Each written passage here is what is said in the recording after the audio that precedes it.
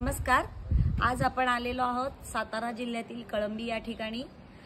या ठिकाणी शंकराचं मंदिर आहे आणि हे खूप पुरातन म्हणजे जवळजवळ 100 वर्षापूर्वीचं मंदिर आहे आणि मंदिराचं बांधकाम आहे ते पूर्ण दगडी म्हणजे हेमाडपंथी आहे। उन्हाळ्यामध्ये, पावसाळ्यामध्ये, हिवाळ्यामध्ये सर्वच सीझनमध्ये एकच फिलिंग त्या मंदिराच्या आत गाभाऱ्यामध्ये येतं। तर आता आपण मूर्तीचं म्हणजे शंकराच्या पिंडीचं दर्शन घेऊयात। चल छकुली, तुम्ही मधनं सांगा।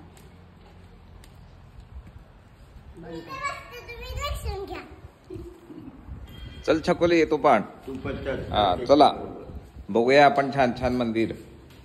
गणपती बाप्पा म्हणून सांग छकुली, काकाला सांगायचं हे गणपती बाप्पा म्हणायचं। सांग सांग हे कोण आहेत? हे गणपती चला बाप्पा तुम्ही सांगा। हे गणपती बाप्पा आहे। मोरया चला आपण आता भगवान महादेवाचं दर्शन घेऊया। पिंडीचं दर्शन खूप छान आणि रेखीव आहे आणि पूर्ण दगडी बांधकाम आहे पिंडीचं। खूप वर्षापूर्वीचं मंदिर आहे आणि जागृत देवस्थान म्हणून ओळखलं जातं। नमस्कार करा डोकं टेकून। चल ग छकुली तू पण कर डोकं टेकून नमस्कार।